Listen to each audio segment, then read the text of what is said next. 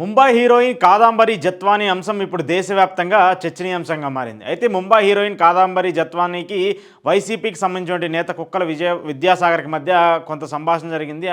ఆమెను కొంతకాలంగా వాళ్ళిద్దరి మధ్య ప్రేమాయణం నడిచింది. ఆ తర్వాత నన్ను పెళ్లి చేసుకుంటా అని చెప్పేసి చేశాడని చెప్పేసి, కానీ విద్యాసాగర్ మాత్రము తన దగ్గర ఉన్నటువంటి ఆస్తులకు సంబంధించినటువంటి దాన్ని అక్రమంగా రాపించుకుంది అనే దాని మీద ఒక కేసు కట్టి, ఆ కేసు తర్వాత ఆమెని ముంబై నుంచి ఏపీకి తీసుకొచ్చిన తర్వాత అక్కడ పోలీసుల దగ్గర కేసు ఫైల్ చేసి దాదాపు ఆమెను 45 రోజుల పాటు జైల్లో పెట్టారనేది ఇక్కడ ప్రధాన అంశం. అయితే ఇప్పుడు టీడీపీ ప్రభుత్వం అధికారంలోకి వచ్చిన తర్వాత ఈ కేసుకు సంబంధించి బయటకు రీఓపెన్ చేసింది. ఈ కేసులో ఉన్నటువంటి చాలామంది పెద్దలు, అంటే వైసీపీ పార్టీకి చెందినటువంటి ఒక ప్రధాన సలహాదారుగా ఉన్నటువంటి సజ్జల రామకృష్ణారెడ్డి ఉన్నాడని చెప్పేసి టీడీపీ ఆరోపిస్తుంది. దాంతోపాటు ప్రభుత్వానికి చెందినటువంటి చాలామంది ఎస్పీలు, విశాల్ గున్ని కానివచ్చు, అలాగే నెక్స్ట్ మిగతా ఒక 2-3 ఎస్పీలు కూడా ఉన్నారని చెప్పేసి కూడా చెప్తున్నారు. సో వీళ్ళందరి హస్తం ఉంది ఈ కేసు వెనకాల అని చెప్పేసి ఆరోపణ. అయితే దీని మీద మొన్న 2 రోజులుగా మీడియాలో కానివ్వండి, అలాగే ప్రింట్ మీడియాలో కానివ్వండి విపరీతంగా చర్చ జరుగుతుంది. దీనికి సంబంధించి కూడా ఒక క్లారిటీ తీసుకోవాలని చెప్పేసి ప్రభుత్వం భావించింది. దానికి అనుగుణంగా నిన్న ముంబై నుంచి హైదరాబాద్ చేరుకున్నటువంటి జత్వానీ ఇక్కడ స్పెషల్ సెక్యూరిటీతో విజయవాడ చేరుకున్నారు. విజయవాడ చేరుకొని సిపి కమిషనర్ ఆఫీస్లో అసలు మొత్తం ఏం జరిగింది అనే దాని మీద కూడా స్టేట్మెంట్ అయితే ఇచ్చారు. దానికి సంబంధించి బయటకు వచ్చిన తర్వాత కాదంబరి కొన్ని కీలక విషయాలను కూడా చేసిన పరిస్థితి కనిపిస్తుంది. పక్కా స్కెచ్తోనే జగన్ మనుషులను కాపాడేందుకు ముంబై నటి బలి, జత్వానీ కేసులో ట్విస్టుల మీద ట్విస్టులు, నిబంధనలకు తుంగలో తొక్కి తాడేపల్లి డైరెక్షన్లో కథ, ఎస్ఐ వెళ్లాల్సిన కేసులో ఎస్పీ స్థాయి అధికారి నోటీసులు ఇవ్వకుండా ఏకంగా వారెంట్తో ముంబైలో కేసు నమోదయ్యాక జగన్తో సజ్జల భేటీ, ఆ తర్వాతే ఇబ్రహీంపట్నంలో జత్వానీపై కేసు, తెల్ల కాగితాలపై బలవంతపు సంతకాలైన మర్నాడే కడపలో జగన్తో కలిసి సజ్జన్ భూమి పూజ, విద్యాసాగర్ భూములన్నీ రాయించుకోవడం కట్టుకదే. గత ప్రభుత్వంలో పక్కా స్కెచ్తోనే ముంబై నటి కాదంబరి జత్వానీని వేధించారు. నాటి ముఖ్యమంత్రి జగన్ తన సొంత మనుషులను కాపాడుకోవడం కోసం ఓ మహిళను బలి చేశారు. ఐపీఎస్ అధికారులు, పోలీసులు 24 గంటల్లో కథ నడిపారు. దీనికి సంబంధించి మొత్తం ఆమెని అరెస్ట్ చేశారంటూ కూడా చెప్తూ వస్తున్నారు. అయితే ఈ కేసుకు సంబంధించి ముఖ్యంగా కీలకంగా ఉన్నటువంటి ఐపీఎస్ అధికారులు ఎవరనేది కూడా నిన్న కాదంబరి బయటపెట్టింది. ఐపీఎస్ అధికారులకు సంబంధించి పిఎస్ఆర్, కాంతిరాణా, విశాల్ గున్ని, వీళ్ళ ముగ్గురు ఐపీఎస్లో అప్పుడు జగన్మోహన్ రెడ్డి ప్రభుత్వంలో ఎస్పీలుగా కానివ్వండి, కమిషనర్లుగా కానివ్వండి పనిచేసినటువంటి వ్యక్తులు. దాంతోపాటు ఇంకొక 2 కూడా ఉన్నారని చెప్పింది. ఆ 2 ఎవరో, ఆ పేర్లు నాకు తెలియదు, కానీ ఆ 2 మనుషులు గుర్తుపెడతానంటూ కూడా చెప్పింది. అయితే వీళ్ళ 5 కలిసి ఆమెను వేధించారని చెప్పేసి చెప్తూ ఉంది. ఈ 5 అంటే విశాల గున్ని కానివ్వండి, అలాగే కాంతిరాణా కానివ్వండి, పిఎస్ఆర్ కానివ్వండి, వీళ్ళ ముగ్గురుతో పాటు ఉన్నటువంటి ఇంకొక 2. అసలు ఎస్ఐ వెళ్లాల్సిన చోటకి ఎస్పీలు వెళ్ళటం ఏంటి అనేది ఇప్పుడున్నటువంటి ప్రశ్న. మరో 2 పోలీస్ అధికారులు ఉన్నారు, వారి పేర్లు నాకు తెలియదు. మానసికంగా, శారీరకంగా టార్చర్ చేశారు. కొందరు పోలీసులు నన్ను అసభ్యకరంగా ఫోటోలు, వీడియోలు తీశారు. సజ్జన్పై కేసు రాజీ చేసుకోవాలని బెదిరించారు. పోలీసులను వెల్లడించిన కాదంబరి జత్వానీ బెజవాడలో పోలీసు అధికారులకు వాంగ్మూలం. అయితే దీనికి సంబంధించి, అంటే ఏదైతే నేను ఇందాక చెప్పానో సజ్జన్ అనేటువంటి ఒక బిజినెస్ మ్యాన్కి సంబంధించి కానివ్వండి, ఆ తర్వాత వైసీపీకి చెందినటువంటి కుక్కల విద్యాసాగర్కి సంబంధించి కానివ్వండి, సో ముందు ఆయన్ని బెదిరించింది. కొన్ని అక్రమాలకు సంబంధించి, అంటే వీళ్ళిద్దరి మధ్య కొంత మ్యూచువల్గా అండర్స్టాండింగ్ ఉంది. ఆ తర్వాత ఆ వీడియోలో ఆ ఫోటోలను పెట్టి బెదిరింపులు చేసి కొంత డబ్బును పొందాలని చెప్పేసి ప్రయత్నించిందని చెప్పేసి వాళ్ళు చెప్తున్నారు.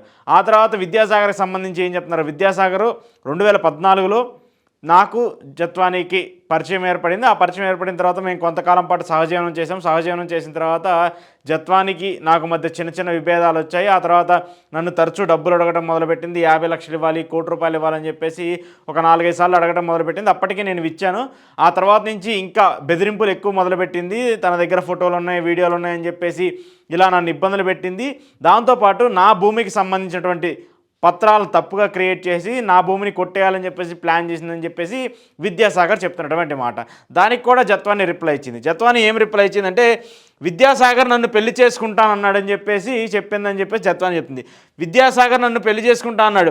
ఆ ఫోర్జరీ డాక్యుమెంట్లు అతడి సృష్టి. పోలీసులు నన్ను ముంబైలో కిడ్నాప్ చేసి తీసుకొచ్చారు.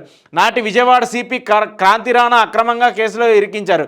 45 రోజులు నా జీవితాన్ని దుర్భరం చేశారు. డబ్బు కోసం ఓ మహిళపై అక్రమ కేసు పెడతారా? పారిశ్రామికవేత్తలను బ్లాక్మెయిల్ చేస్తే వారు నాపై కేసులు పెట్టేవారుగా. మీడియాతో జత్వానీ ఆగ్రహం. విద్యాసాగర్ చెప్తున్నటువంటిది కావాలని ఒక అబద్ధము, కావాలని నా మీద తప్పుడు కేసులు పెట్టి నన్ను అరెస్ట్ చేసి నన్ను దుర్భాషణలు చూపించి నాకు చుక్కలు చూపించారని చెప్పేసి చెప్తూ ఉంది. ఈ 45 రోజుల పాటు ఆమె జైల్లో ఉంచారు ఒక మహిళని. నిజంగానే ఈ కేసుకు సంబంధించి నిజంగానే ఆమె బెదిరింపులు చేసుంటే, నిజంగానే ఈ జత్వానీ కానివ్వండి, లేదంటే ఆమె ఎవరినైతే ఏడిపించిందనో, లేదంటే ఎవరినైతే వాళ్ళకి సంబంధించి డబ్బులు డిమాండ్ చేసిందనో ఏదైతే ఉందో వాటన్నిటికి సంబంధించి ఆధారాలు ఉంటే అక్కడ కూడా కేసులు నమోదు అవ్వాలి కదా.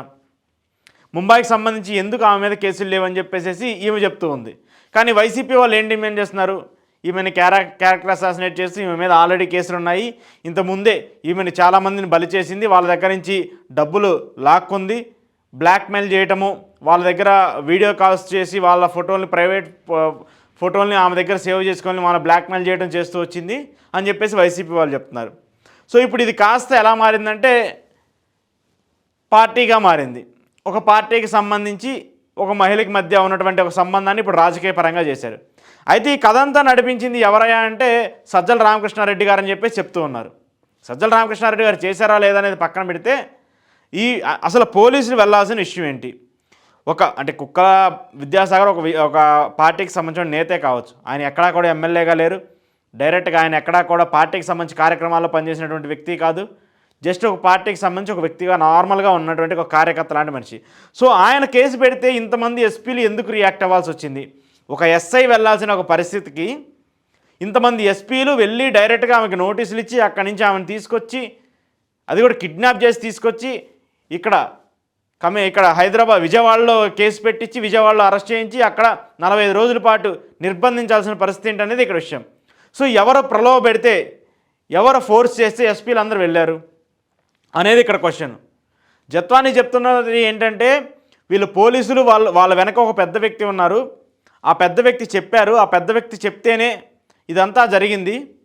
ఆ బిజినెస్ మ్యాన్ కావచ్చు, విద్యాసాగర్కి కావచ్చు, వీళ్ళిద్దరికీ ఆ వ్యక్తే కామన్గా ఉన్నారు. వాళ్ళ దగ్గర నుంచి డబ్బులు తీసుకొని నా మీద కేసులు పెట్టి పోలీసులకు కూడా కొంత డబ్బు ఇచ్చి నా మీద అక్రమంగా కేసులు పెట్టించి నన్ను హింసించాలని ప్రయత్నించారని చెప్పేసి జత్వానీ చెప్తుంది. సో ఈ కేసు కాస్త ఇప్పుడు రాజకీయ రంగు పులుముకుంది. ఈ కేసు కాస్త ఇప్పుడు కేంద్ర హోంశాఖ దాకా వెళ్ళింది. నిన్న దీని మీద అమిత్ షాకి సంబంధించి కేంద్ర హోంశాఖకు సంబంధించి కూడా ఒక నివేదిక తీసుకోవాలని చెప్పేసి డిసైడ్ అయింది. అసలు ఈ కేసుకు సంబంధించి ఏం జరిగింది, ఎందుకు ఈమెను హింసించారు, ఎందుకు ఎస్పీ స్థాయి అధికారులు ఈమెను ఎందుకు తీసుకురావాల్సి వచ్చిందనేది కూడా చెప్తున్నారు. దీని మీద చంద్రబాబు నాయుడు గారు ఆగ్రహం వ్యక్తం చేశారు. దాని గురించి ఆయన ఏమన్నారో కూడా ఒకసారి చూద్దాం.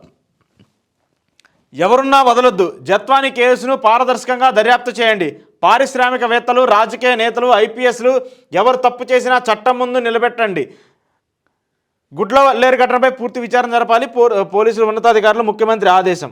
అయితే ఈ సంఘటనకు సంబంధించి నిన్న చంద్రబాబు నాయుడు గారు కూడా ఆగ్రహం వ్యక్తం చేశారు. ఆగ్రహం వ్యక్తం చేసి ఒక నటిని ఇంతగా హింసించారు వైసీపీ నేతలు, ఆ పార్టీ గతంలో జరుగుతున్న ఇన్సిడెంట్స్ అన్నీ చూస్తుంటే కూడా మహిళలకు ఎంత గౌరవం ఇస్తున్నారో అర్థమవుతుంది అనేది కూడా చెప్తున్నారని చెప్పేసి కూడా చెప్తున్నారు. సో ఇదంతా చూసుకుంటే ఉంటే ఇప్పుడు ఇష్యూ మొత్తం కాస్త ఇప్పుడు పెద్ద చర్చగా మారిపోయింది తెలుగు రాష్ట్రాలకు సంబంధించి. దాంతోపాటు ఇప్పుడు కేంద్రం ఇంటెలిజెన్స్ దాకా ఇష్యూ వెళ్ళింది కాబట్టి ఖచ్చితంగా దీని మీద ఒక సీరియస్ యాక్షన్ అయితే ఉండబోతుంది. అయితే దీని మీద ఇప్పటికే నిన్న అక్కడికి వచ్చేసి మొత్తం జత్వానీ వచ్చేసి కమిషనర్ సిపి ఆఫీసులో మొత్తం నివేదిక మొత్తం ఇచ్చారు. అసలు ఏం జరిగింది, దీనికి కారణాలేంటి, దీని వెనక ఎవరెవరు ఉన్నారు, పోలీసులు మిమ్మల్ని ఎక్కువగా ఎవరు ఇబ్బంది పెట్టారు, వాళ్ళు అసలు ఎందుకు ఇన్వాల్వ్ అయ్యారు ఈ కేసులో, వాళ్ళని ప్రెజర్ చేసిన వాళ్ళు ఎవరు అనేది కూడా మొత్తం ఇన్ఫర్మేషన్ తీసుకున్నారు. మొత్తం ఇన్ఫర్మేషన్ తీసుకొని ఒక స్రవంతితో ఒక స్పెషల్ టీంని ఏర్పాటు చేసి దీని మీద ఇన్వెస్టిగేషన్ కూడా చేయబోతున్నారు. ఇన్వెస్టిగేషన్ చేసిన తర్వాత క్లారిటీ వచ్చిన తర్వాత దీని వెనకున్న వాళ్ళందరినీ కూడా వాళ్ళ మీద తగిన చర్యలు తీసుకొని వాళ్ళకి తగిన శిక్ష న్యాయపరంగా కానివ్వండి ఎలాంటి శిక్షలు వేయాలో వాళ్ళన్నీ కూడా చేస్తామని చెప్పేసి ప్రభుత్వం చెప్తోంది.